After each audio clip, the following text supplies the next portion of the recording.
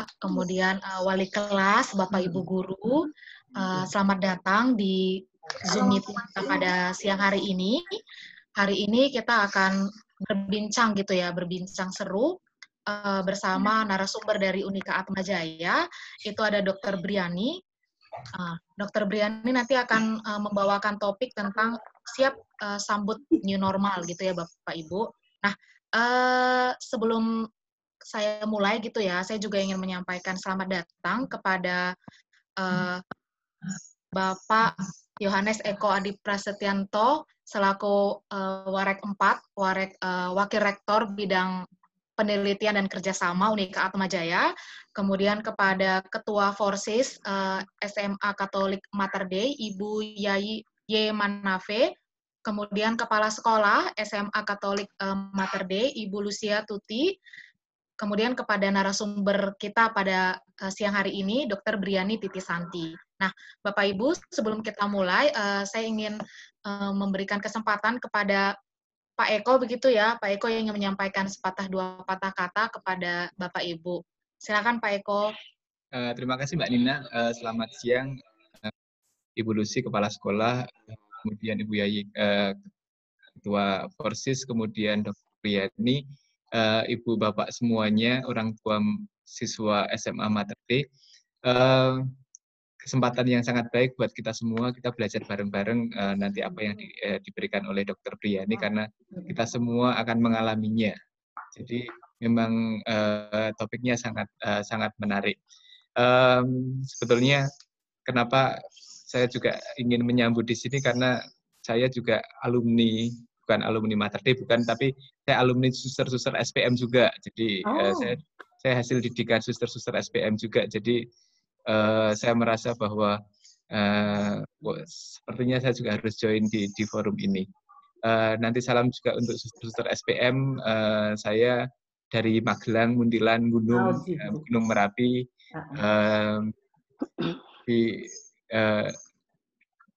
Saya sangat senang untuk Unika Atmajaya bisa berkontribusi ke SMA Mater Dei. Jika nanti ada apa-apa lagi yang bisa kami bantu untuk SMA Mater Dei, untuk mengisi acara, untuk membutuhkan kepakaran di bidang tertentu atau yang lain-lain, silakan langsung menghubungi Mbak Nina. Nanti kami akan support sebisa kami, karena kita juga harus saling support juga. Itu saja Bu Lucy. Terima kasih banyak Mbak Nina. Silakan dilanjutkan. Baik, terima kasih Pak Eko. Bapak Ibu, sebelum kita masuk ke acara inti gitu ya, ada baiknya kita awali dengan doa. Doa akan dibawakan oleh Ibu Anastasia. Ibu Anastasia. Oh ya, oke, saya sudah melihatnya. Silakan Ibu Anastasia.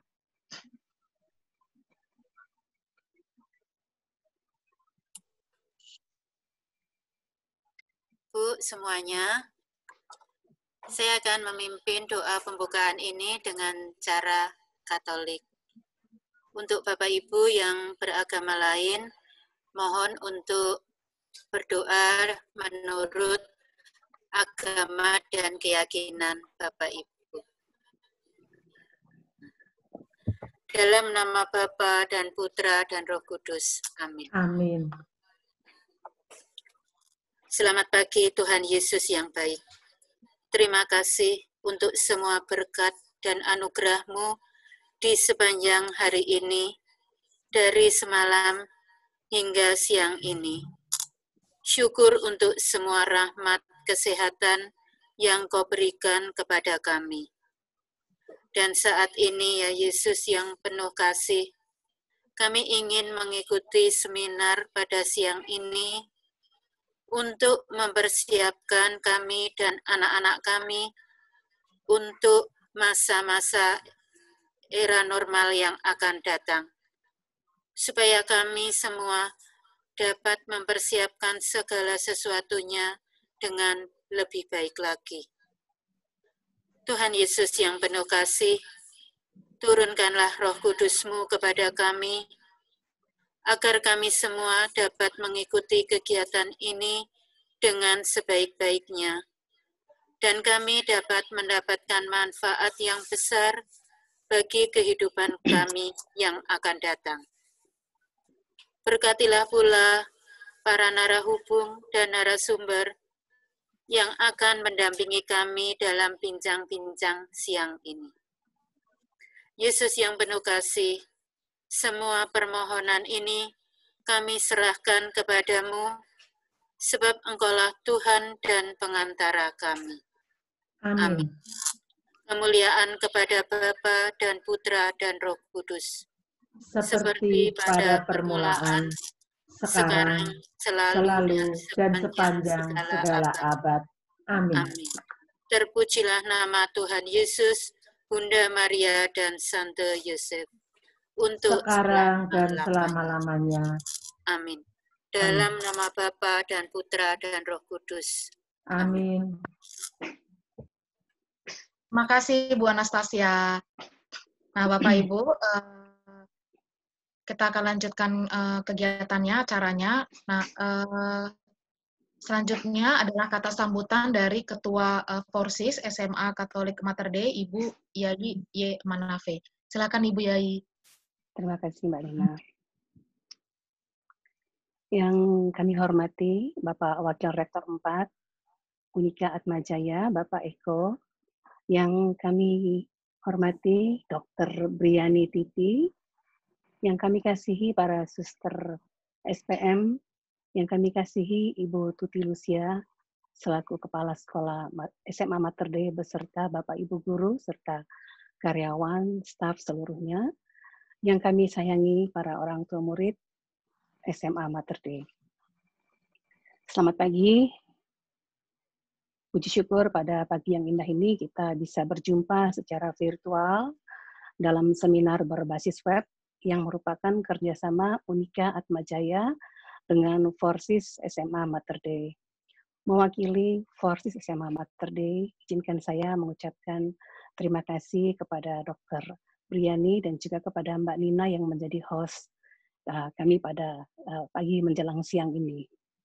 Dengan diadakannya webinar ini, kami berharap sekolah dan orang tua murid dapat bekerja sama secara erat untuk memahami dan melaksanakan new normal secara konsisten, kemudian untuk melindungi kita semua, khususnya anak-anak kita tercinta dari penyebaran virus COVID-19.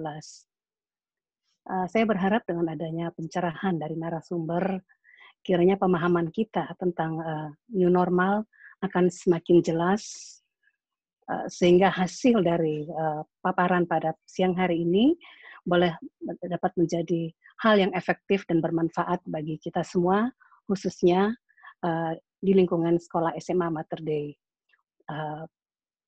Demikian yang dapat saya sampaikan. Salam sehat selalu, Tuhan beserta kita. Terima kasih. Terima kasih Bu Yai. Selanjutnya adalah kata sambutan dari Kepala Sekolah SMA Katolik Mater Dei. Gitu, silakan Ibu Lucia Tuti. Ya, terima kasih Mbak Nina waktunya. Yang saya hormati Bapak Yohanes Eko Adi selaku pembantu Rektor 4. Yang saya hormati juga Dr. Briani selaku narasumber kita pagi hari ini. Kemudian tim dari Atmajaya ada Mbak Nina, ada Mas Christian. Dan yang saya hormati, saya banggakan para orang tua murid SMA Katolik Mater Dei, juga yang saya kasihi teman-teman guru karyawan, juga para suster. Selamat pagi menjelang siang. Puji syukur pantas kita panjatkan kepada Tuhan, karena secara khusus siang hari ini kita boleh menyelenggarakan seminar secara virtual yang narasumbernya dari Atmajaya. Seminar ini diprakarsai oleh Forsis, maka kami mengucapkan banyak terima kasih kepada Forsis, dalam hal ini terlebih kepada Ibu Yai, yang sudah memprakarsai untuk mengusulkan seminar dengan tema siap untuk memasuki new era, karena tema ini memang saat ini sungguh-sungguh sangat penting untuk kita ketahui bersama. Saya yakin para orang tua juga pasti sudah mengikuti apa itu new normal. Namun demikian, karena anak-anak itu ada di antara sekolah dan juga rumah, maka kita sama-sama mendengarkan lebih baik, supaya kita bisa mempersiapkan diri dengan baik pula. Karena bagi kami, keselamatan para siswa, keselamatan orang tua, keselamatan kami para pendidik dan juga tenaga kependidikan menjadi hal yang utama. Maka new era ini bukan berarti kita bisa kembali seperti yang dulu sebelum ada pandemik, tentu saja tidak. Tetapi setelah ada pandemik kita akan memiliki kebiasaan-kebiasaan yang baru karena ini menyangkut keselamatan kita semua. Saya tentu sangat berharap bahwa seminar kali ini sungguh bermanfaat untuk Ibu Bapak sekalian.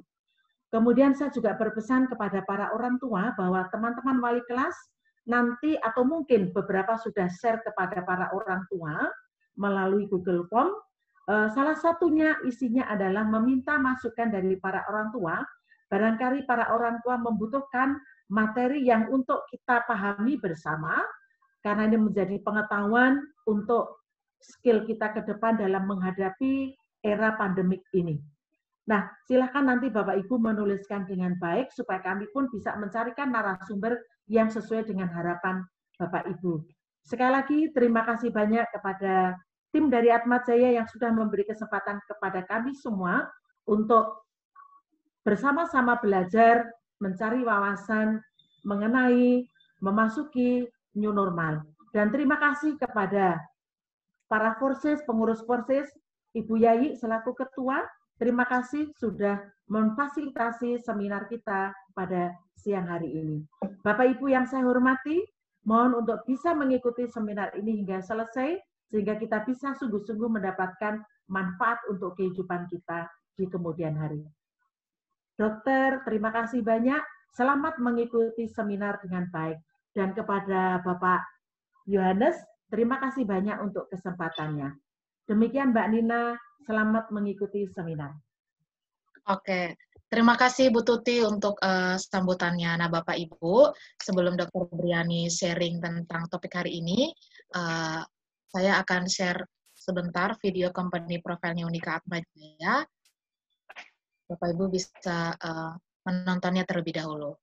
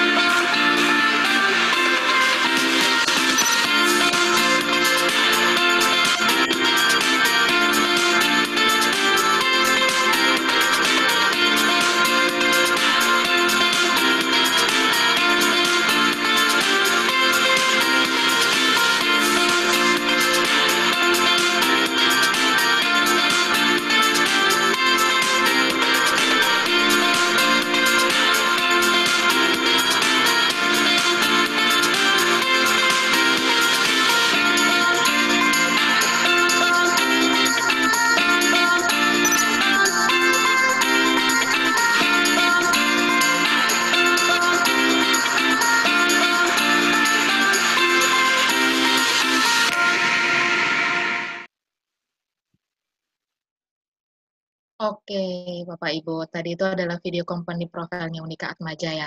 Nah, sekarang kita udah masuk nih ke acara intinya Bapak Ibu. Saya persilakan Dr. Briani untuk memaparkan materi kita pada siang hari ini. Silakan, Dok. Oke, makasih Mbak Nina. Ya, selamat pagi menjelang siang untuk Bapak, Ibu, guru, staf sekolah SMA Mater Dei. Saya sangat Selamat pagi, Ibu. Ya, Bu, berbahagia banget bisa berbagi ilmu ya, karena saya background-nya dari dosen di bagian Fakultas Kedokteran dan Ilmu Kesehatan di Departemen Kesehatan Masyarakat. Jadi ini tanggung jawab kami kepada semuanya supaya mendapatkan informasi yang benar mengenai bagaimana ikut andil untuk mengontrol ya angka-angka penularan COVID-19 ini gitu.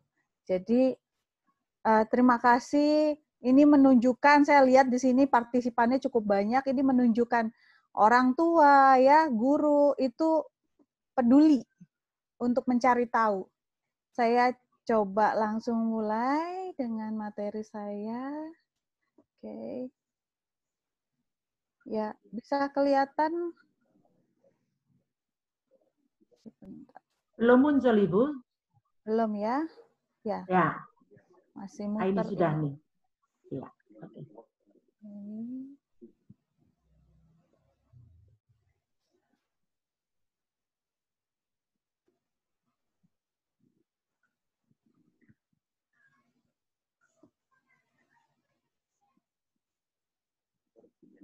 Ya, beberapa hari yang lalu saya cukup senang dengan mendengar hasil pernyataan SKB 4 Menteri mengenai pembukaan kapan dibukanya sekolah ya.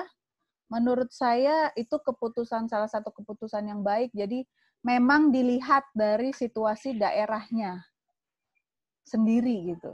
Jadi tunggu dulu di zona hijau baru mulai boleh membuka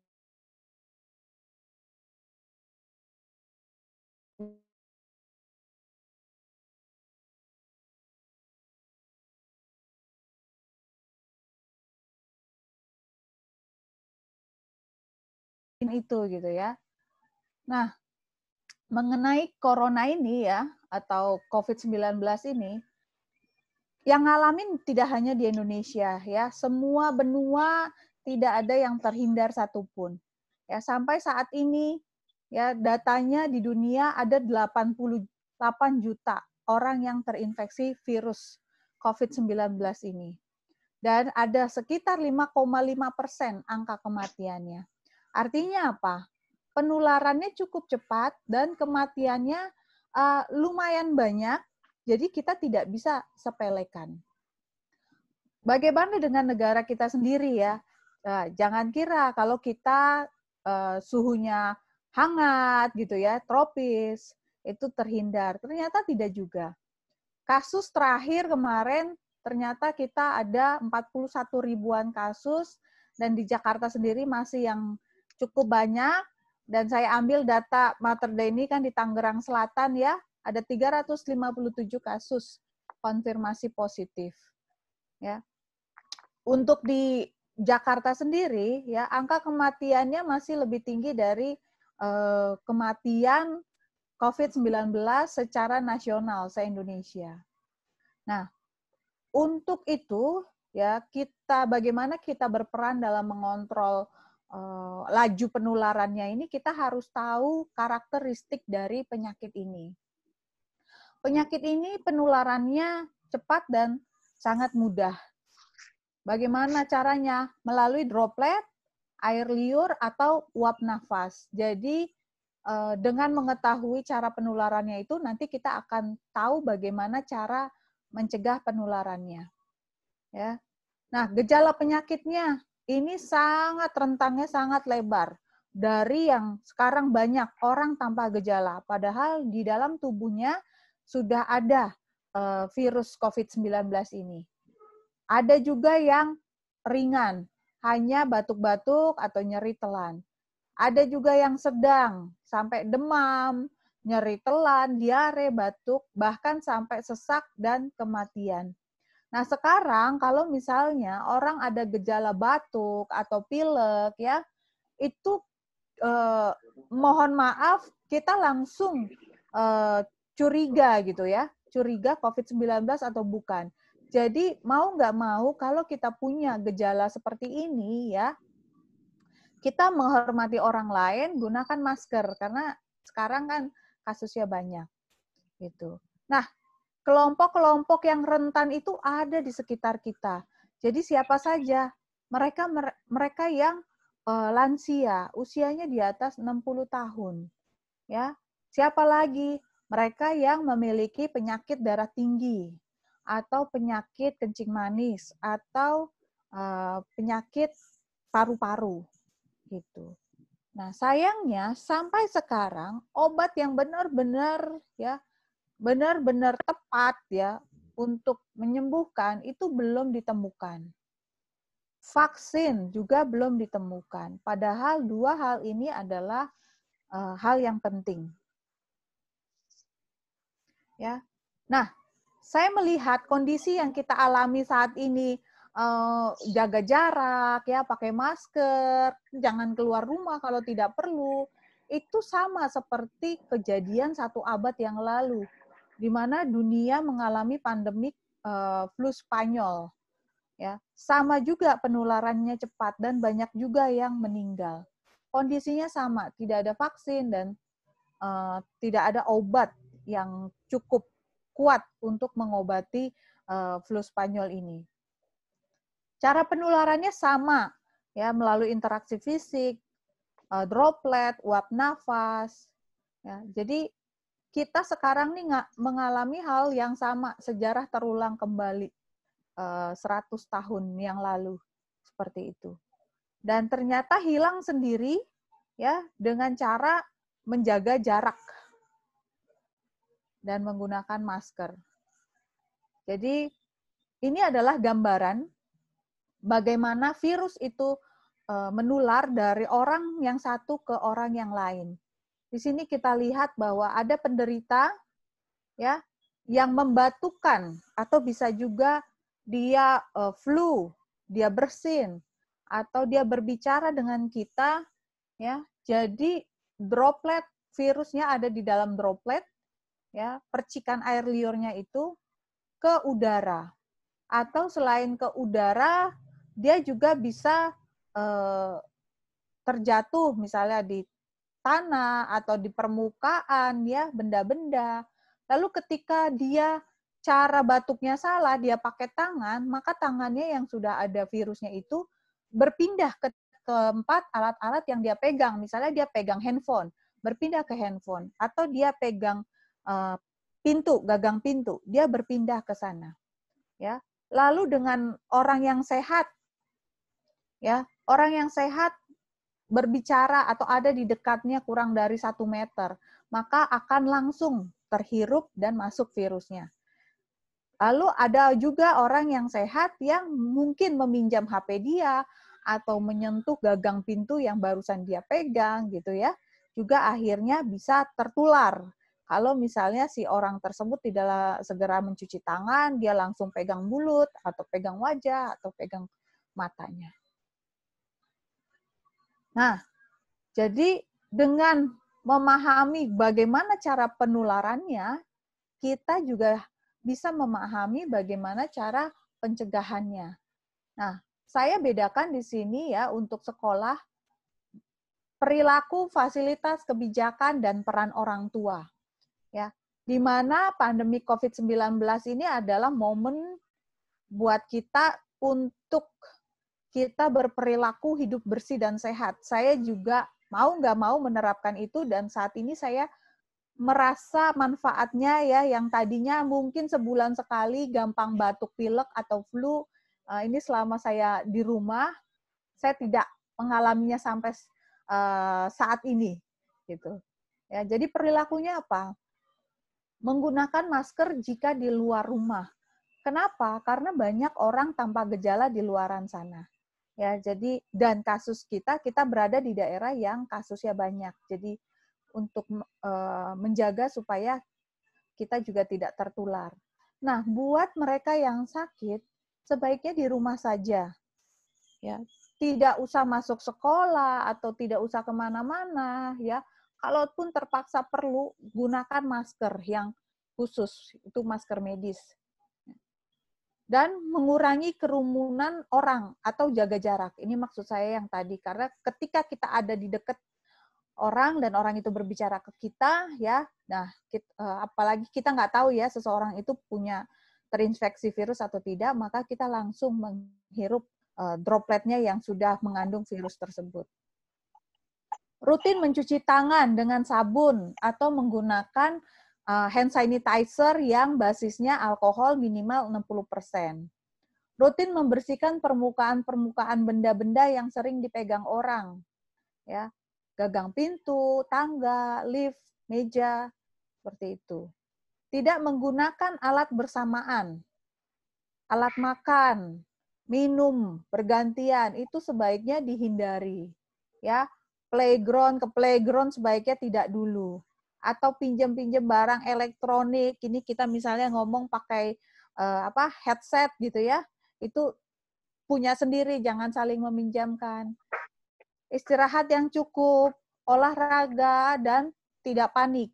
Ya, kalau panik nanti yang ada semua gejala-gejala penyakit yang tadinya sebenarnya nggak ada, langsung ngerasa, saya kena COVID nih, saya kena COVID gitu ya. Nah, lalu juga makan makanan yang bergizi seimbang. Artinya apa? Dalam piring porsi makan kita ada karbohidrat, ada sayur, protein, lemak, dan buah-buahan di situ. Ya, jadi mana yang paling penting dari perilaku ini? Ya, karena tadi dia menular dari droplet, yang paling penting adalah menjaga jarak sebenarnya. Ya, supaya kita tidak terhirup langsung. Oke. Nah, fasilitas, bagaimana dengan fasilitas? Fasilitas di sekolah sebaiknya sudah mulai didesain ya, bagaimana hanya orang yang sehat yang diizinkan masuk. Caranya bagaimana? Macam-macam bisa digunakan di sekolah. Pengecekan suhu atau misalnya dia sekolah menggunakan formulir untuk asesmen resiko gitu. Apakah Anda hari ini demam atau tidak, kayak gitu, pakai aplikasi Google Form atau apapun. Ya, tapi hati-hati juga dengan pengecekan suhu. Kenapa? Nah, kalau misalnya pengecekan suhu yang ditembakkan, termogan itu, kalau jaraknya terlampau dekat, atau bahkan menyentuh wajah, tubuh, itu malah nanti menularkan dari orang ke orang yang lain. Ya. Terus memastikan tidak ada kerumunan, jaga jarak lagi. Ya, tidak ada kerumunan di mana? Di dalam kelas, di lapangan, di kantin, ya. Dan juga ini yang sering dilupakan. Ada apa sih di sekitar depan sekolah? Ada nggak potensi-potensi berkerumun di luar gerbang sekolah? Gitu. Ya. Nggak usah jauh-jauh, kurang lebih 100 meter lah, coba di-assess potensi-potensi orang berkerumun di sana. Nah, ini juga tujuannya untuk menjaga jarak, ya. Nah, lalu menyediakan tempat cuci tangan. Air mengalirnya jangan lupa. Lalu cuci tangan dengan air saja ternyata tidak cukup, harus ada sabun, ya. Nanti kalau misalnya sudah cuci tangan dengan sabun, ya. Lalu kalau misalnya dia ngelap-ngelap ke bajunya juga percuma, ya. Sediakan juga misalnya tisu seperti itu di tempat-tempat cuci tangan. Nah, tempat cuci tangan ini harus disediakan di banyak lokasi harusnya di sekolah. Supaya apa? Saya pernah lihat dulu ada sekolah yang tempat cuci tangannya tersenter di lantai 1 saja dekat lapangan seperti itu atau dekat toilet. Jadi ternyata anak sekolah ini perilaku cuci tangannya juga jarang-jarang. Karena apa? Kalau pas di kantin makan tidak ada tempat cuci tangan, sama aja gitu. Jadi diperbanyak dan didekatkan dengan tempat-tempat, misalnya di kelas atau di setiap lantai ada beberapa apa, seperti itu. Supaya mereka, siswa juga terdorong untuk melakukan perilaku mencuci tangan ini. Nah, juga kalau misalnya tidak ada tempat cuci tangan, air sulit, bisa menggunakan hand sanitizer, disediakan di banyak tempat di sekolah. Lalu bagaimana dengan kebijakan? Ya, kebijakan aturan-aturan sekolah memperhatikan tentang tadi jaga jarak, ya, jaga jarak, terus bagaimana daerah-daerah yang berpotensi disentuh, berpotensi menular karena banyak orang menyentuh di situ, gitu, banyak kerumunan, ya. Misalnya gini, peraturan jam istirahat. Kalau misalnya jam istirahatnya bareng, wah langsung berkerumun ke kantin, gitu. Ya, bisa dipikirkan untuk jam istirahat diatur atau jam masuk bergantian untuk mencegah penumpukan atau kerumunan. Dan tidak menyatukan beberapa kelompok siswa. Artinya gini, sebaiknya kalau kelas ya, misalnya kelasnya dalam jumlah yang kecil, yang memungkinkan itu jarak physical distancing-nya 1 meter, gurunya tetap di kelompok itu, dan kelompoknya tetap, ya, kelompok siswanya tetap, tidak berganti-ganti. Lalu peraturan misalnya, membawa barang yang wajib dibawa oleh siswa setiap hari. Jadi, misalnya hand sanitizer, atau alat makan dan minum, atau perlukah membawa baju ganti, misalnya ada untuk memfasilitasi siswa yang mungkin saja dia naik kendaraan umum, ya. Nah, lalu ada kebijakan untuk membuka jendela secara rutin. Kalau misalnya sekolahnya selama ini pakai AC, ya sebaiknya minimal 1 jam sekali gitu rutin dibuka. Lalu sekolah juga menyiapkan tim pencegahan COVID-19 supaya apa? Menyusun aturan-aturan yang jelas yang dipakai oleh sekolah. Lalu dan mengontrol atau penegakannya pada saat nanti sekolah sudah mulai berjalan secara offline. Serta melakukan mitigasi kalau misalnya ada kasus positif. Ternyata tidak hanya ada kasus positif, misalnya waktu di sekolah ada yang keluhan, batuk-batuk, ternyata ada ketahuan kasus positif. Mau kemana ini siswanya? Atau kemana gurunya dibawa? Ya, jadi sediakan, perlukah ruangan isolasi, di mana ruang isolasinya. Lalu setelah itu harus berkoordinasi dengan petugas kesehatan. Petugas kesehatan mana yang akan kita jadikan rekanan gitu untuk berkolaborasi karena misalnya alasannya dekat gitu. Mudah aksesnya. Dan juga kebijakan mengenai penanganan masalah psikologis. Bagi siswi SMA ya, masalah mereka harus dirumahkan dari sejak bulan Maret sampai sekarang, itu sebenarnya menimbulkan beban mental buat mereka. Biasanya mereka kumpul, cerita-cerita gitu ya, jalan bareng, ketawa bareng, ternyata mereka harus di rumah. Ya, itu natural buat mereka, kebiasaan natural buat mereka. Ya, jadi ketika kita paksakan mereka harus di rumah dan menjaga jarak gitu ya, itu jadi beban. Nah, biasakan untuk adakah layanan masalah psikologis untuk siswa-siswa ini selama pandemi COVID-19. Peraturan terkait dengan absensi tidak seketat sebelum pandemik seharusnya. Karena apa? Kita mendukung kesehatan yang utama, di mana ketika seseorang menyadari saya nih lagi batuk, saya tuh lagi flu gitu. Daripada saya menularkan yang lain, lebih baik saya tidak masuk gitu. Ya, jadi tidak usah terlalu ketat lagi untuk absensi, ya. Dan juga bisa mengintegrasikan COVID-19 ini dengan materi pelajaran di sekolah gitu, melalui online atau apapun ya. Misalnya begini, konsep sosial dan physical distancing dikaitkan dengan materi materi pelajaran biologi seperti itu.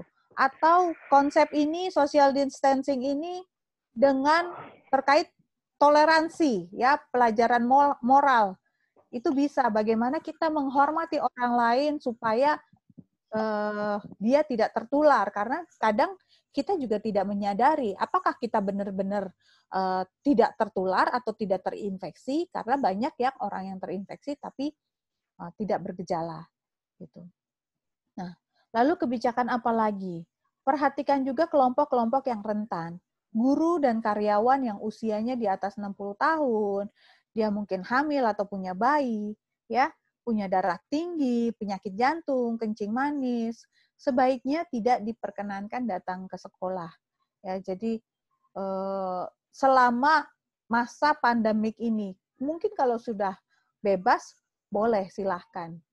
Nah, bagaimana peran orang tua? Inilah saatnya di mana sekolah dan orang tua bekerja sama ya, kolaborasi untuk menciptakan lingkungan yang aman untuk anak-anak kita ya, untuk siswa belajar. Jadi dia nggak ketakutan ya, nggak paranoid gitu. Dan juga kita bisa memastikan dengan dia belajar di sekolah, dia tidak akan tertular. Bagaimana peran orang tua? Orang tua di sini perlu mengamati kesehatan anaknya setiap hari. Ya, apakah ada keluhan, demam tidak anaknya, batuk-batuk ada apa tidak, pilek ada apa tidak. Ya, orang tua juga memastikan anak berangkat dan pulang tepat waktu. Jadi tahu jadwalnya anak. Ya, takutnya nanti mampir kemana, berkumpul lagi dengan teman-temannya. Nah, lalu menggali informasi tentang COVID-19 ini. Ya, tapi informasinya yang benar. Saya lihat banyak yang informasi-informasi di grup WhatsApp gitu ya. Wah, sangat liar sekali. Kadang hoax-nya juga banyak ya. Cari informasi di website-website atau orang-orang yang memang mengetahui tentang COVID-19.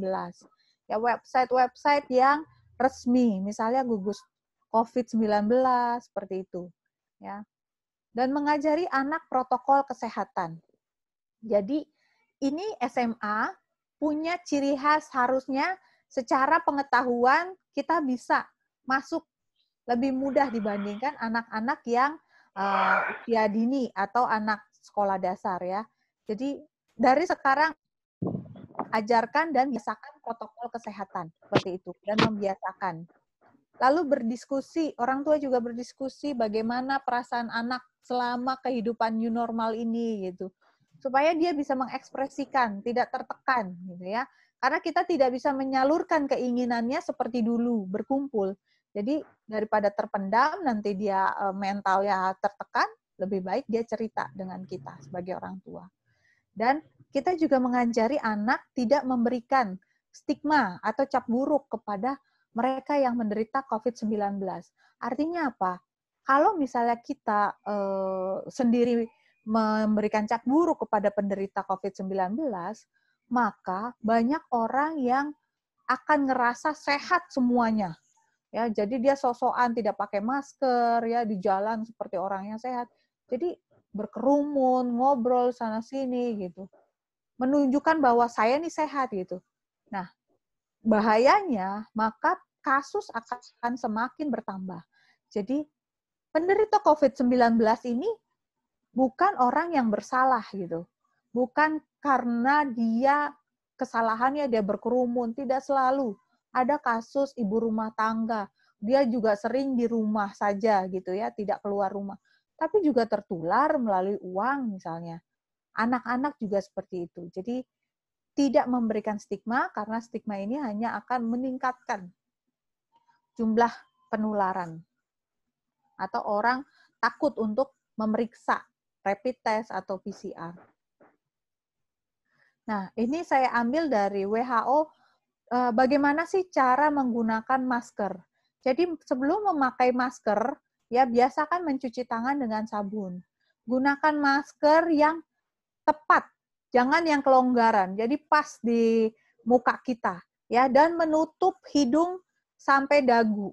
Ya, jadi tidak ada masker cuma di mulut doang, kan ada uap nafas juga dari hidung. Ya. Lalu setelah itu kalau kita mau mencopot bagaimana melepas masker? Lepas masker, kemudian cuci tangan, ya, lepas dan buang masker atau masukkan kalau masker kain misalnya masukkan ke tempat cucian baru kita cuci tangan. Seperti itu. Pada saat menggunakan masker, biasakan tidak sering-sering memegang wajah atau memegang bagian luar dari masker. Karena fungsi bagian luar dari masker ini adalah menahan droplet itu. Ya, kalau kita pegang dengan tangan ya sama aja seperti menempelkan si virus-virus itu ke tangan kita. Ya, jadi saya tekankan lagi bahwa kesehatan itu yang prioritas. Karena ilmu itu kita bisa dapat peroleh melalui berbagai cara. Tapi kalau kesehatan terganggu, ya kita juga mau menyerap ilmu, mau belajarnya juga terganggu. Kurang lebih itu saja dari saya. Sebaiknya mungkin kita banyak berdiskusi. Mbak Nina. Baik. Terima kasih dok buat pemaparan topiknya siang hari ini. Nah, Bapak Ibu, ini waktunya kita untuk diskusi, untuk tanya jawab Bapak Ibu. Saya punya sekitar 20 menit gitu ya, 20 menit untuk diskusi, untuk tanya jawab. Apabila ada yang ditanyakan, Bapak Ibu bisa unmute, kemudian bertanya, atau Bapak Ibu bisa menuliskan pertanyaan melalui kolom chat, nanti saya akan bacakan. Ya, atau Bapak Ibu mau raise hand dulu, mau raise hand baru nanti saya bantu untuk di unmute itu juga boleh. Jadi silakan Bapak Ibu bisa menggunakan aplikasi yang mana, boleh di chat, boleh langsung unmute atau mau menggunakan raise hand.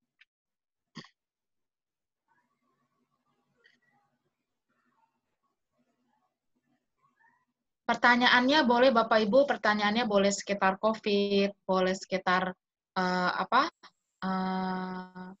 tentang keadaan new normal, itu boleh sekali. Bahkan kemarin pada saat kami, ya, ada yang, Pak Agus, ingin bertanya Pak Agus, silahkan. Terima kasih Mbak Nina, terima kasih Bu Dokter Briani, Ya. Bu Kepala Sekolah, Bu Lucy, dan Bapak-Bapak, Ibu yang terima kasih Pak. Ya. Selamat pagi menjelang siang, salam kenal.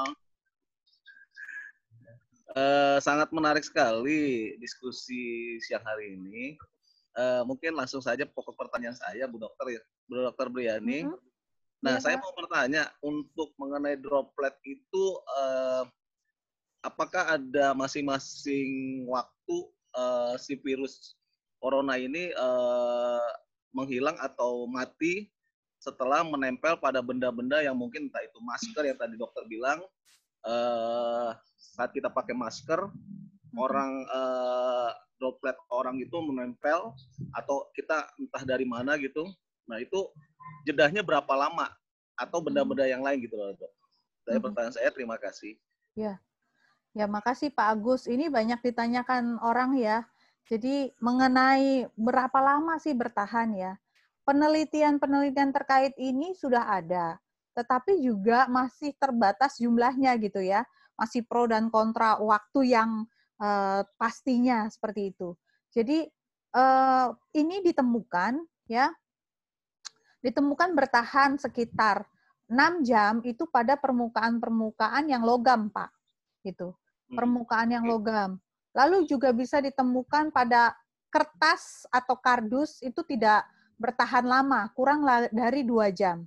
Jadi sehingga disarankan untuk kita melakukan disinfektan. Jadi membersihkan dengan cairan disinfektan ya area-area atau benda-benda yang sering dipegang orang. Seperti itu, misalnya gagang pintu, keran air, apalagi remote TV, pokoknya kita lihat barang-barang sekitar kita yang sering banyak orang pegang, itu minimal sekali sehari melakukan pembersihan. Lalu kalau misalnya menempel dengan masker, ya sama aja gitu. Kan ini barangnya nggak kelihatan, jadi sebaiknya memang jaga di situ. Kalau misalnya maskernya itu kita sudah pakai lebih dari 4 jam, ya sebaiknya diganti. Ya, atau kalau masker kain sebaiknya dicuci seperti itu. Maaf sekali lagi dok, Untuk kain kan sama logam mungkin berbeda ya, atau sama? Bagaimana itu, Dok? Maksudnya lamanya? Iya, kan kalau Ya. kain apakah lebih cepat mengering atau logam lebih cepat mengering juga gitu, Dok? Dari hasil penelitian, tapi ini masih banyak pro dan kontra ya Pak ya, karena ini juga penyakitnya masih baru, jadi WHO sendiri belum menentukan berapa lamanya waktunya. Tetapi dilihat bahwa ternyata di logam itu bisa lebih bertahan lama daripada di kertas atau kain. Ya, artinya tapi tetap saja yang penting buat kita adalah kalau daerah-daerah yang permukaan sering disentuh, sebaiknya memang minimal sekali sehari itu dibersihkan dengan cairan disinfektan. Kalau bisa lebih, kita mampu untuk lebih gitu, silahkan 2 kali atau 3 kali. Itu, Pak.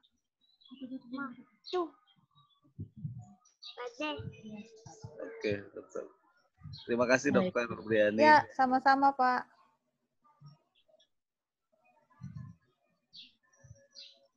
Terima kasih Pak Agus. Bapak Ibu yang lain jika ada yang ingin bertanya. Ya. Mbak Nina, izin saya mau bertanya. Silakan Ibu Yai. Ya, Dok, selamat siang. Dalam rangka new normal ini, artinya kan ketika kita sudah lingkungan di sekolah kami sudah memasuki zona hijau, artinya kan proses belajar mengajar sudah bisa dimulai, begitu ya. Pertanyaan saya, untuk di kelas itu efektifnya itu berapa siswa, Dok? Oke. Terkait physical distancing ya. Nah, di kelas kan tergantung ruangannya, Bu Yai. Jadi kita lihat, kita berikan jarak kurang lebih 1 meter paling dekat antara meja yang satu dengan meja yang lain. Ya, satu itu. Yang kedua, kalau bisa guru yang sama itu ada di dalam berinteraksi dengan kelompok tersebut terus-terusan. Jadi mungkin ya harus difikirkan bahwa kalau dulu kan sekolah kan tiap-tiap mata pelajaran kan beda gurunya. Yeah. Yang ditakutkan adalah kalau dia berganti-ganti gitu. Jadi misalnya di sekolah ada berapa kelas, untuk kelas satunya si guru tersebut ke 5 kelas tersebut misalnya. Jadi dia potensi menularnya juga cukup tinggi gitu. Jadi lebih banyak yang terpapar dengan dia. Ya. Jadi memang agak sulit sih, cuman kalau misalnya bisa diusahakan itu lebih baik gitu. Terima kasih, Dok. Iya. Mbak Nina, dokter boleh saya menambahkan sedikit? Iya. Oke.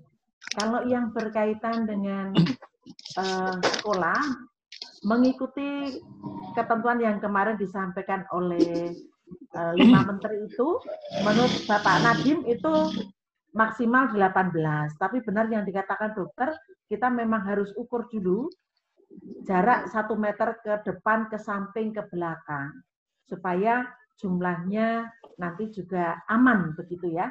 Artinya jarak yang diperlukan oleh anak-anak itu untuk beraktivitas juga aman. Bapak Ibu orang tua yang saya hormati, tentu kalau nanti anak-anak akan masuk mengikuti protokol yang dibuat oleh sekolah. Protokol yang dibuat sekolah itu nanti sudah menganut dari ketentuan pemerintah maupun ketentuan dari yayasan dan dinas setempat. Kami dari pihak sekolah sedang mempersiapkan protokol ini. Kalau nanti sudah menjelang anak-anak masuk, tentu akan kami berikan kepada para orang tua. Yang kami lakukan dari sekolah saat ini adalah kami sedang berusaha untuk mempersiapkan fasilitas yang mendukung sesuai dengan ketentuan yang diberikan oleh pemerintah. Suaranya kecil, Jess. Ya, terima kasih. Jadi kecil, tadi kencang banget. Habis selamat siang. Selamat siang. Selamat siang Ibu Tuti, juga dokter. Ya, selamat siang Bapak. Saya orang tua dari Valenius, Irwan Kurniawan ini Bu. Saya mau nanya sama dokter, sama Ibu Tuti ya. Apakah benar virus COVID-19 ini bisa juga tertular melalui mata? 1. Kedua, karena iklim kita, negara kita iklim tropis, Bu Dokter juga, berapa lama virus tersebut bisa hidup menempel di benda yang panas? Saya rasa cuma itu aja pertanyaan saya, Bu Dokter, Bu Tuti. Terima kasih. Ya, makasih Pak atas pertanyaannya. Jadi pertama adalah menular dari mata, gimana caranya? Jadi menular dari mata itu caranya karena tangan. Jadi kita tangannya menyentuh benda-benda ya yang sudah ada terinfeksi virusnya, sudah ada virusnya. Jadi begitu tangannya pegang, lalu kita kucek-kucek mata atau pegang mata, maka dia ketemu tempat yang tepat untuk dia berkembang di sana. Ya, dan akhirnya masuk ke dalam aliran darah dan mengakibatkan gejala-gejala.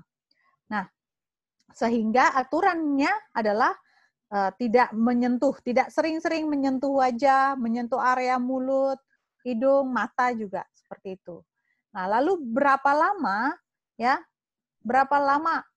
Belum ada penelitian yang cukup kuat untuk membuktikan waktunya berapa lama, tetapi ditemukan ya, ditemukan memang virus ini masih bertahan sekitar di atas 6 jam pada permukaan-permukaan yang logam seperti itu, Pak. Jadi masih dibuktikan ada ditemukan juga di kertas atau kardus atau kain kurang lebih sekitar 2 atau 3 jam. Ya, jadi karena memang yang penting kita tahu nih, wah ternyata bisa bertahan walaupun iklim kita tropis. Dulu Pak, kita mengira bahwa oh virus corona mah nggak bakalan masuk ke Indonesia, kita kan panas. Ternyata kita salah, kita terlampau lengah. Akhirnya kita waktu itu kalang kabut di bulan Maret, seperti itu. Jadi virus ini karakteristiknya belum ditemukan secara pasti dan dia masih bermutasi terus, ya. Jadi kita jangan anggap sepele, ya. Yang paling penting adalah yaitu tadi jaga jarak, gunakan masker dan rutin cuci tangan, seperti itu Pak. Termasuk juga rutin membersihkan area permukaan benda-benda yang sering disentuh. Oke, terima kasih masukannya Dokter. Ya. Baik, Dok, ini ada pertanyaan dari Ibu Yuliana.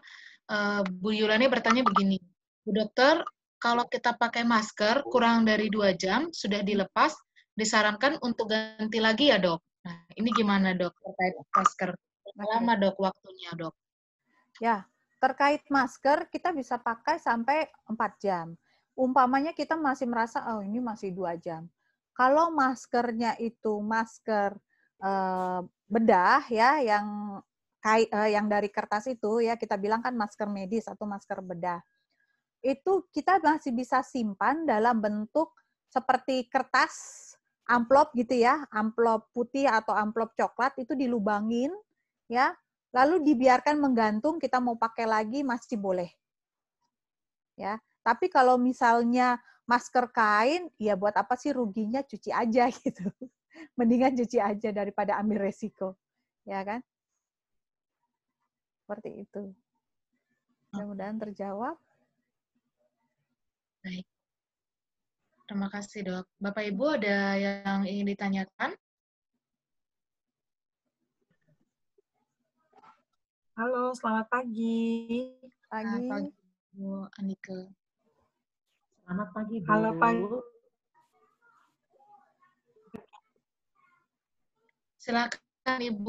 Silakan Ibu Anike. Ya. Oh ya, saya orang tua dari Petik Abraham. Ya, mau nanya, menurut berita yang didengar katanya obat virus ini sudah ditemukan. Kalau tidak salah katanya kloroquine, pilkina. Itu yang pertama. Yang kedua, apa benar obat virus ini juga adalah salah satu pada penyakit malaria seperti itu. Terima kasih Bu Dokter sama Bu Tuti.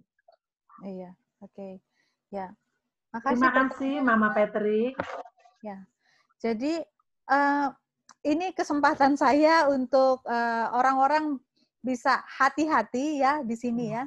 Jadi semenjak berita santer menjelaskan bahwa kloroquine ya, obat malaria itu bisa menyembuhkan, Avigan dan lain sebagainya gitu ya. Orang berburu gitu, berburu obat ini sampai obat ini susah ditemukan. Jadi akibatnya apa? Banyak yang kena efek samping dari obat ini karena penggunaannya secara tidak tepat gitu. Jadi tolong saya mohon kalau misalnya kita dengar obat kloroquine, obat Avigan atau yang baru dexamethasone itu adalah obat untuk COVID-19, tolong tidak dibeli atau digunakan secara sendiri gitu ya, tanpa konsultasi dulu dengan medis. Seperti itu, karena resikonya akan lebih tinggi buat kita ya kalau kita salah menggunakan. Jadi itu pesan saya. Yang kedua terkait obat-obat tersebut, memang obat-obat tersebut digunakan, tapi selama ini digunakan pada kasus-kasus yang sedang dan juga berat.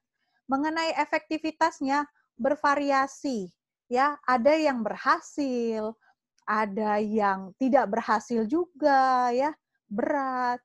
Jadi, tapi kalau misalnya dia ada di fasilitas kesehatan, ada di rumah sakit, kan dokter atau tenaga medis yang kompeten itu mengontrol perkembangannya setelah diberikan obat A, obat B ya, bisa mengontrol. Ada efek samping yang muncul kah, ada keluhan apa lagi setelah minum obat itu. Dan gejala-gejala yang berkembang tiap harinya terkontrol, jadi penggunaan obatnya pun bisa diatur, dosisnya diturunin atau digantikan, seperti itu. Jadi tidak boleh sembarangan digunakan kecuali atas rekomendasi medis. Dan kalau yang Ibu tanyakan, Bu Anike ini tanyakan obat kloroquine, obat malaria, ya memang gitu. Ya, memang itu obat malaria. Itu. Tapi juga sekarang WHO sendiri mengeluarkan pernyataan, hati-hati menggunakan obat malaria karena keluhannya yang ditimbulkan sangat banyak. Mulai dari muntah-muntah hebat, diare, ya, sampai pingsan, pusing berputar. Ya. Jadi itu mohon informasi yang didengar jangan langsung dibeli atau dikonsumsi seperti itu.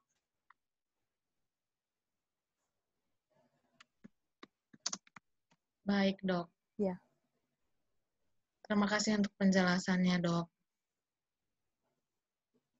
Kemudian, ini ada pertanyaan dari chat. Mungkin saya akan baca gitu ya. Ini masih terkait masker. Sebaiknya diganti setiap berapa jam apabila di luar rumah. Misalnya pergi dari pagi sampai sore nggak pulang. 4 jam ya, Dok? Gimana nih, Dok? Ada pertanyaan, maksimal berapa jam sih, Dok, untuk masker itu? Oke. Ya, rata-rata ini penggunaan masker itu 4 jam. Tetapi juga kadang kita lihat situasinya ya, kita ada di dalam kerumunan, melewati kerumunan yang ramai atau tidak gitu. Yang banyak orang apa tidak. Kalau misalnya banyak orang, kita mesti tight dengan waktu, ketat dengan waktu, tiap 4 jam ganti. Ya, jadi implikasinya apa? Tolong kalau misalnya siswa ini mulai masuk sekolah dibekali masker cadangan. Ya, kalau misalnya maskernya ini kotor atau rusak atau jatuh di jalan seperti itu. Nah, ya, jadi bisa 4 jam atau bisa juga lebih, tergantung situasinya. Kalau misalnya di daerah yang tidak terlalu rame ya, kita misalnya di kantor yang tidak banyak orang atau di sekolah pas lagi nggak banyak orang, ya mungkin boleh lebih lama. Tapi sebaiknya memang 4 jam itu. Baik, terima kasih, Dok. Ini pertanyaan berikutnya. Bu Dokter, salam kenal. Saya Ibu Sari, mamanya Nathan, mau bertanya. Apakah jika kita menggunakan face shield yang berbentuk seperti tameng bening sampai dengan dagu, itu efektif menangkal virus masuk atau tetap harus memakai masker lagi ya, Dok? Mohon pencerahannya. Terima kasih. Ya, face shield ini bagus ya. Jadi menutupi muka sampai ke dagu. Tetapi bayangkan kan tadi penularannya kan lewat nafas atau droplet. Kalau kita tidak menggunakan masker, maka di daerah bawah kan masih kebuka.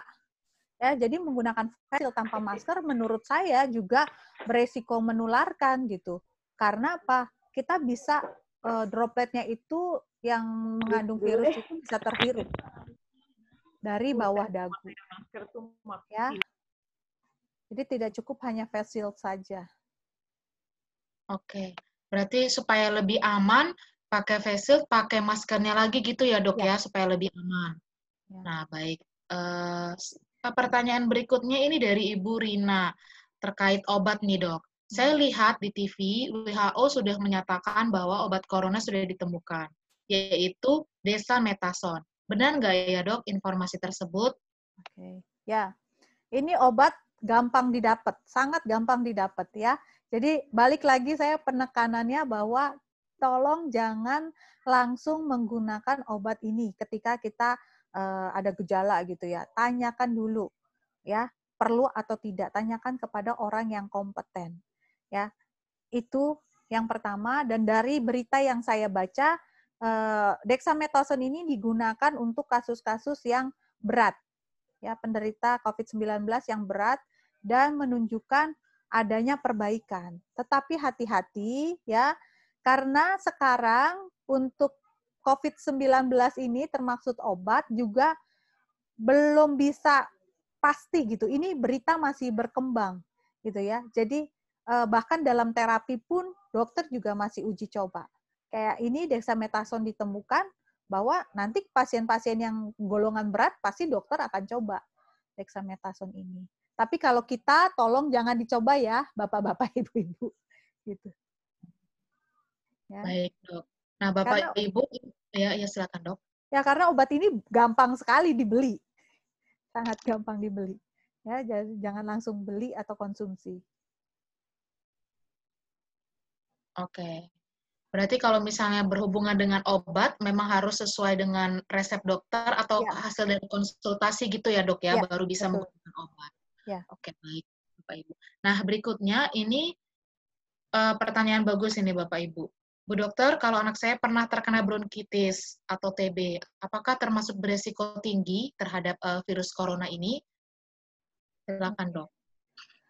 Pernah menderita bronkitis atau TB itu tergantung ya. Pada saat dia menderita itu setelah infeksinya meninggalkan jaringan parut atau luka yang cukup luas atau tidak di paru-paru. Kalau misalnya ternyata tidak luas ya, itu dia tidak termasuk resiko tinggi. Biasanya kalau anak-anak ini ya, termasuk jarang ya yang luas ya. Cuman kalau saya pribadi menyarankan lebih baik over diagnosis gitu. Jadi kalau misalnya anak ibu punya TB, ya bekali dia dengan kebiasaan yang itu tadi saya bilang, jaga jarak, pakai masker, rajin cuci tangan, seperti itu. Ya. Dan juga kalau misalnya ibu takut pertimbangannya nanti mulai masuk, aduh kasusnya masih banyak di daerah sini, boleh silahkan gitu ya. Karena memang saya nggak tahu, ibu juga nggak tahu kira-kira paru-parunya ini berapa persen yang bagus akibat infeksinya sebelumnya. Seperti itu.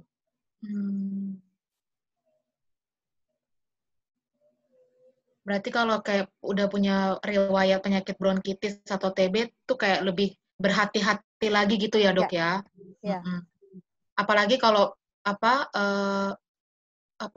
kalau dia pengguna nikotin gitu juga ya, Dok ya. Kalau dia perokok aktif itu juga harus berhati-hati gitu ya, Dok. Ya. Jadi memang ini adalah kesempatan ya sebenarnya COVID-19 ini supaya kita kembali untuk menjaga gaya hidup yang bersih dan sehat. Rokok, mulai kita berjemur seperti itu. Olahraga, tidur yang cukup ya. Dan saya termaksud yang sudah mulai merasakan nih.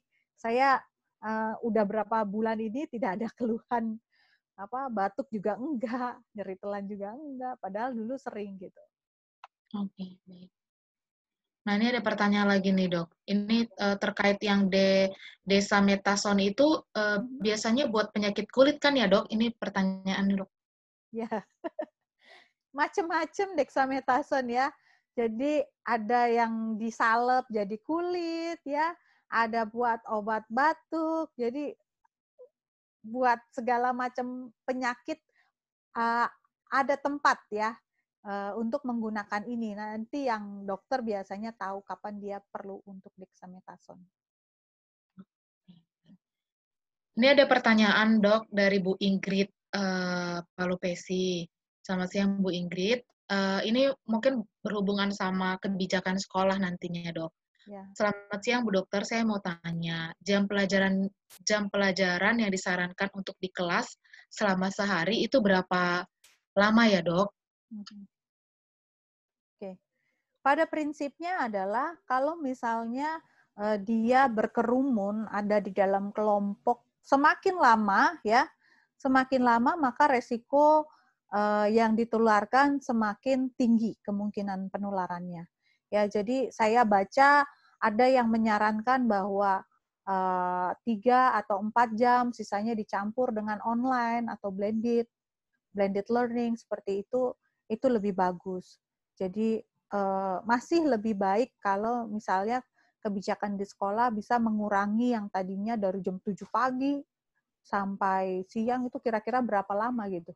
6 jam, 6 jam, itu ternyata lebih baik kita mengurangi. Karena durasi semakin lama paparan, ternyata lebih meningkatkan kecenderungan tertular. Boleh sedikit dijelaskan yang terkait penggunaan AC nggak ya, Dok, di ruangan? Ya, jadi kalau misalnya di ruangan kelas kita menggunakan AC, ya, karena sirkulasinya tidak lancar. Jadi kalau misalnya kan semakin banyak orang tanpa gejala.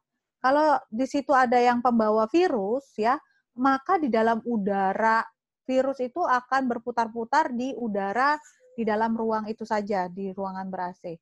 Beda kalau misalnya kita mulai menerapkan buka jendela. Nanti secara sirkulasi maka udara di dalam ruangan akan tergantikan dan virus itu juga akan terbuang seperti itu. Dan kita mengharapkan dengan masuknya sinar matahari ini kan dia juga bisa cepat matinya virusnya karena akibat panas sinar matahari yang masuk seperti itu. Jadi sebaiknya ada waktu di mana AC-nya dimatiin, kemudian buka jendela supaya ada sirkulasi udara gitu ya, Dok? Ya, ya. Baik. Nah, ini ada pertanyaan lagi nih, Dok. Ini lumayan banyak sih pertanyaannya. Selamat siang, Bu Dokter. Banyak disinfektan dan hand sanitizer yang beredar di pasaran. Yang saya tanyakan, apakah minyak kayu putih bisa berfungsi sebagai hand sanitizer atau disinfektan? Terima kasih. Pertanyaan dari Ibu Rita. Oke.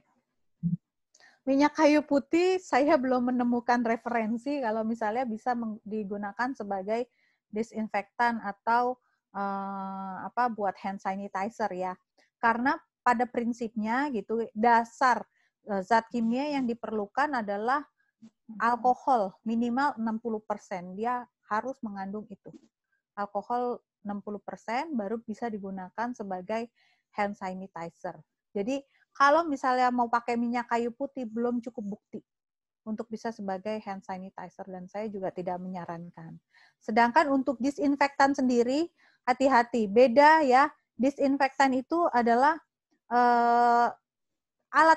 cairan kimia ini berbahaya, jadi tidak boleh yang kontak dengan makanan, ya.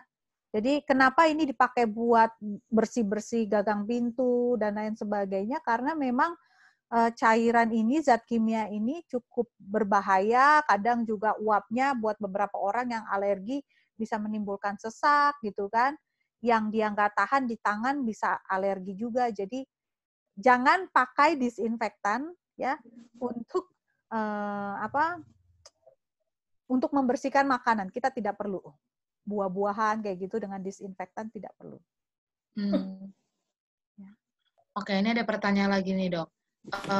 Saat masuk sekolah di kondisi pandemi ini, bila anak dalam keadaan kurang sehat, sekalipun batuk misalnya ataupun pilek, nah itu bagaimana, Dok? Apakah boleh masuk sekolah atau sebaiknya ya udah stay aja di rumah dulu, Dok, gitu?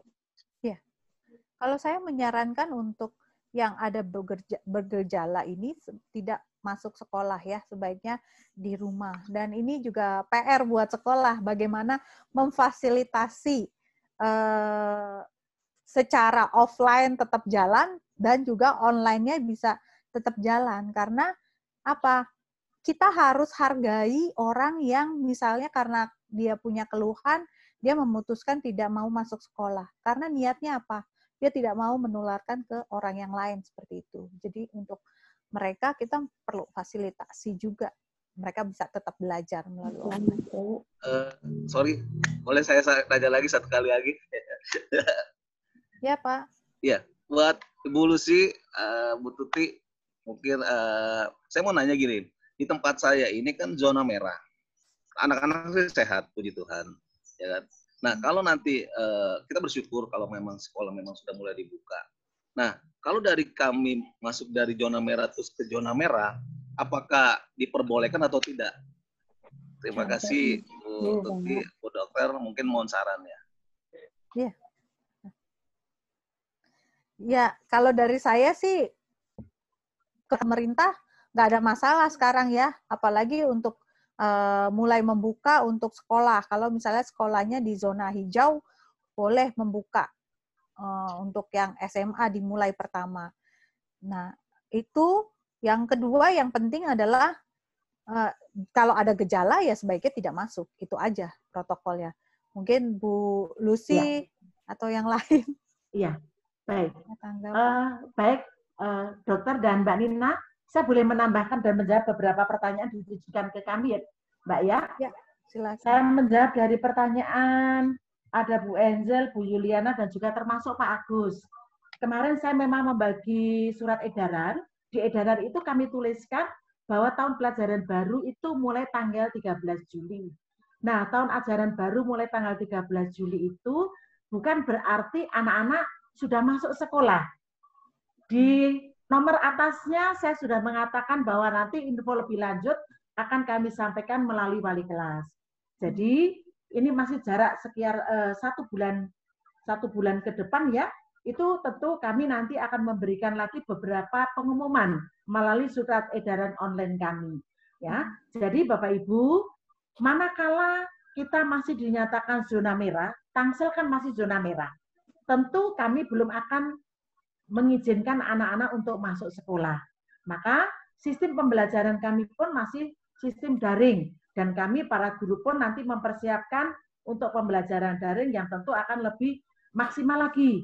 Nah, kami mengharapkan kerjasama dengan para orang tua juga untuk ikut mendampingi anak-anak lebih maksimal agar meskipun daring, anak-anak tetap mendapatkan ilmu dan manfaat yang baik.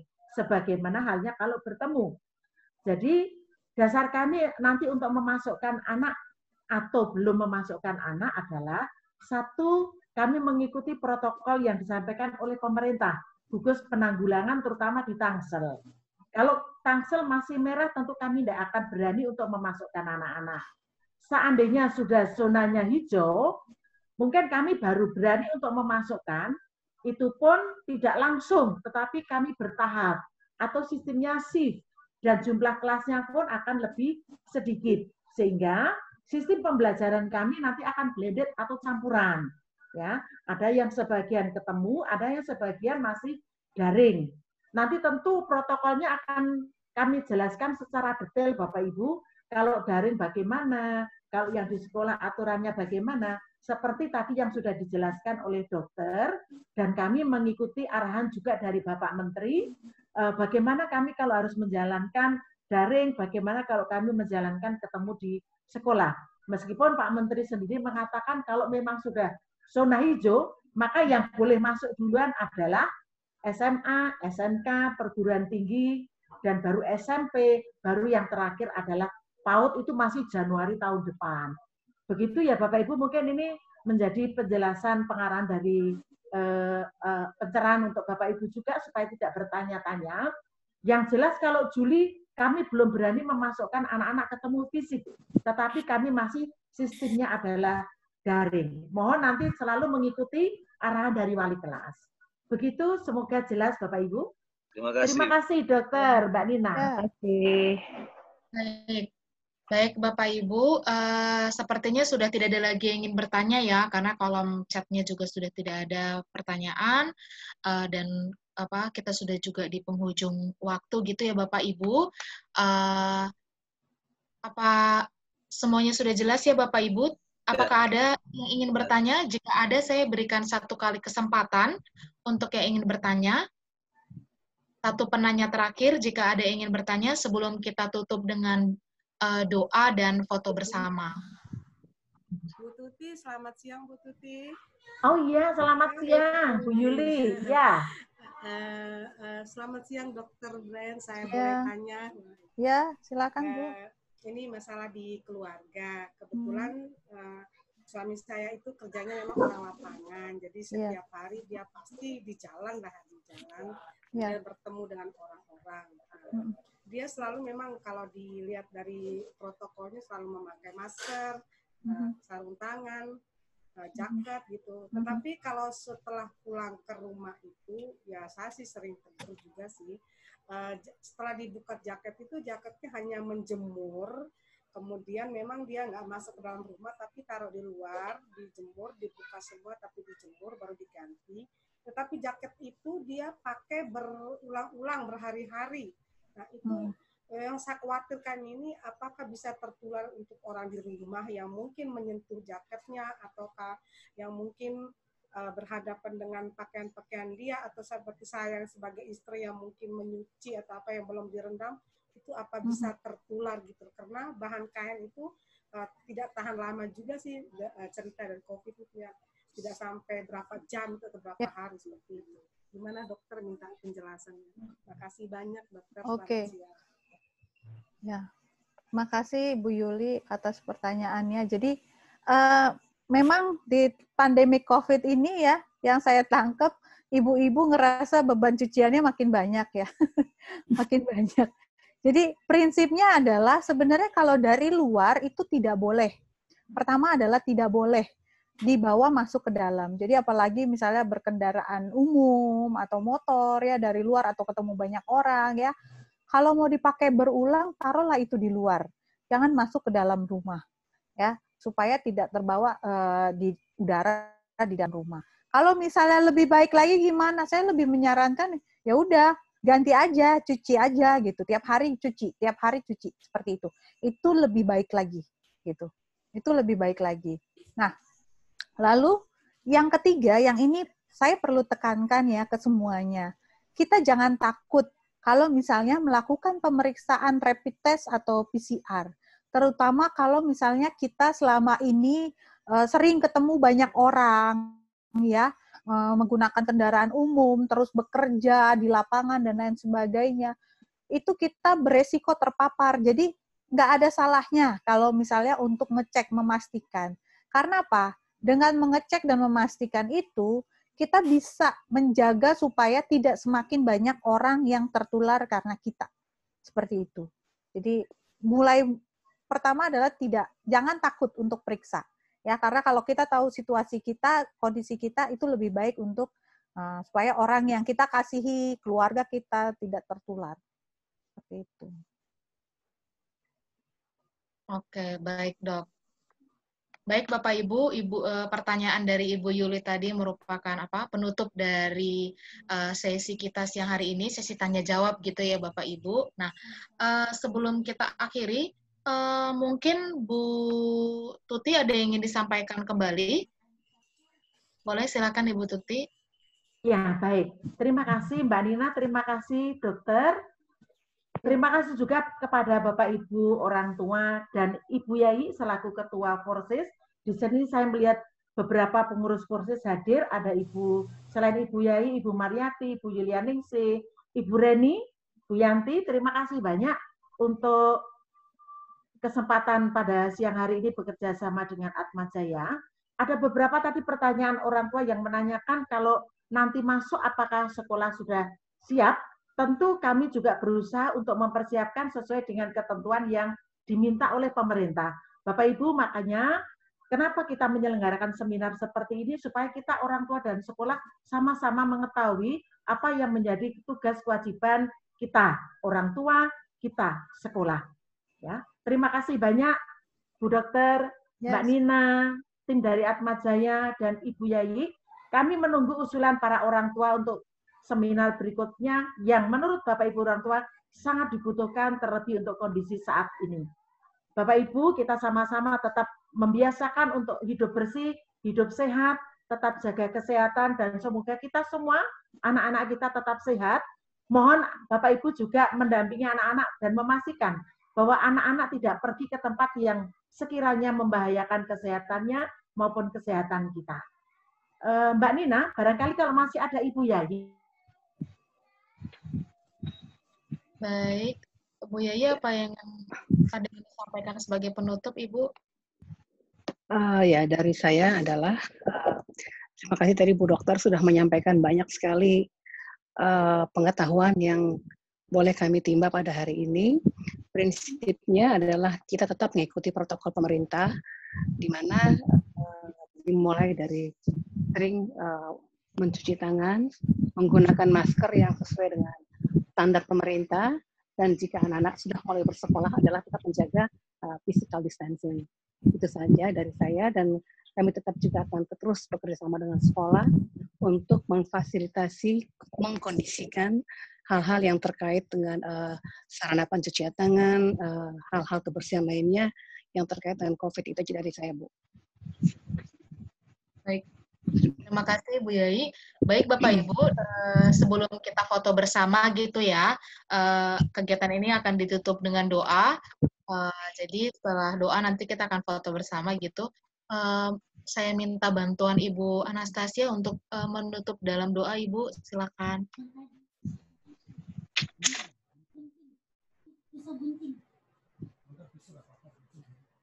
Terima kasih Bu Nina. Saya akan tutup pertemuan ini dengan doa.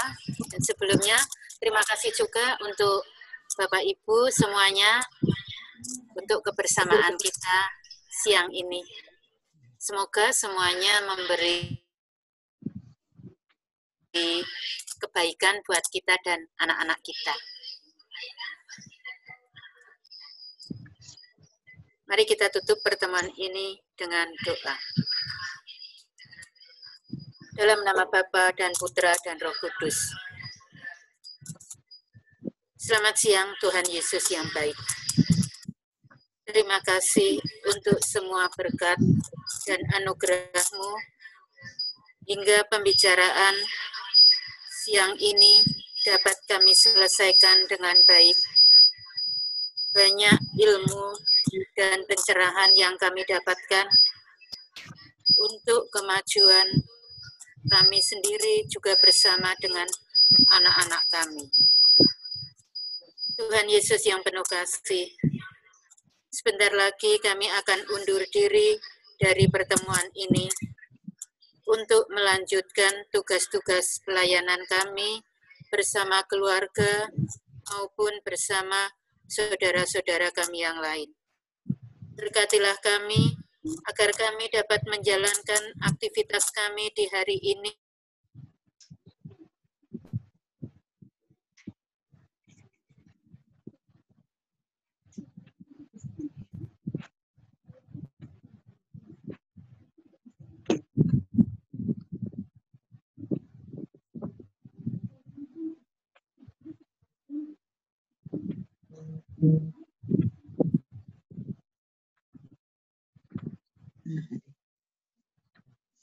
Semuanya mana?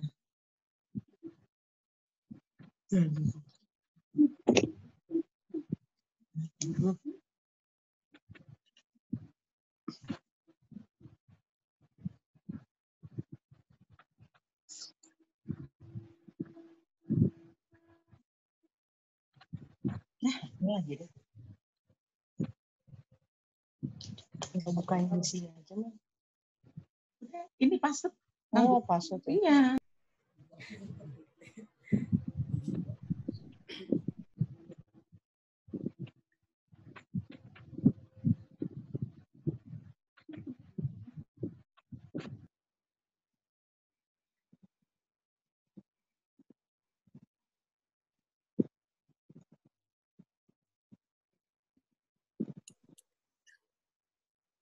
Dalam nama Bapa dan Putra dan Roh Kudus. Amin.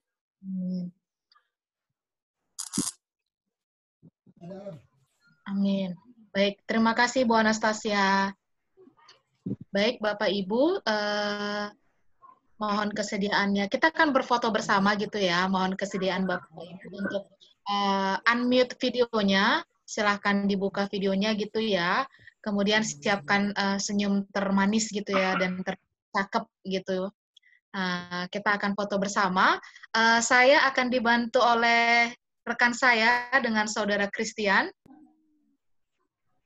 Nah, Tian akan memberikan aba-aba untuk foto bersama ya Bapak Ibu, karena ini ada 4 page gitu ya, 4 halaman. Silakan Christian. Ya, terima kasih Kak Nina.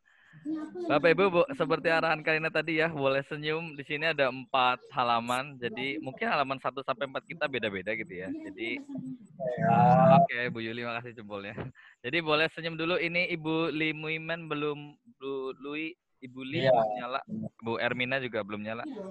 Kameranya udah, tapi kalau misalkan, oh kamera saya lagi social distancing sama saya Mas, ya udah nggak apa-apa, gitu ya. Oke, sudah. Saya hitung dulu. 1, 2, 3. Ini yang pertama. Saya ulang. 1, 2, 3. Ini yang pertama. Sekarang yang halaman kedua. Boleh lagi minta senyumnya. Saya hitung. 1, 2, 3. Terima kasih. Baru halaman kedua. Masih ada. Sekarang yang ketiga, Bapak Ibu. Iya, ini semua pagi-pagi cerah ya. Oh, udah siang ternyata. Siang-siang cerah ini ya. 1, 2, 3. Oke. Setelah ini yang halaman terakhir sebentar. Halaman terakhir, halaman keempat. Oh, ini masih banyak yang gelap, tapi nggak apa-apa deh. 1, 2, 3. Iya. Sudah kan Nina? Sudah 4-4-nya sudah masuk. Baik, Bapak Ibu, kita sudah di penghujung acara. Bapak Ibu bisa sudah bisa, kalau Bapak Ibu ingin live group, sudah bisa ingin live group. Karena kita sudah selesai gitu ya Bapak Ibu ya. Saya ucapkan terima kasih untuk waktunya. Terima kasih Dokter Briani. Terima kasih ya Bu Tuti. Terima kasih semuanya. Bapak Ibu terima kasih. Sampai jumpa. Bu Yayi terima kasih banyak. Terima kasih semuanya. Selamat siang. Tuhan berkati. Terima kasih Bu Tuti, dokter juga semua. Terima kasih Kak Terima Nina. kasih. Oke. Selalu sehat. God bless you, Bapak Ibu, sehat semua. Amin. Jangan lupa besok anak-anak kenaikan kelas ya. Baik Ibu Tuti. Kalau besok download di AIMSES tidak langsung connect, nggak usah panik. Sabar, komunikasi dengan wali kelas. Ya, baik Ibu. Baik Bu, anak saya aman ya Bu ya, naik ya Bu. Pokoknya kita banyak doa Pak. Iya, baik. Besok saya ambil rapat Mas anak saya. Christian ya? Iya, Mas saya. Christian naik kelas Mas Christian. Iya Bu ya, anak saya harus naik ya Bu. Oh naik Mas Christian ya. Benar. Anaknya sama siapa coba atau? Saya deg-degan ini Bu, anak saya. Aduh, besok terima rapot ya. Terima kasih ya Bu Tuti. Oke, makasih. Baik, terima kasih Ibu semuanya. Terima kasih. Selamat siang. Tuhan berkati. Tuhan berkati kita semua, sehat semua. Amin. Amin.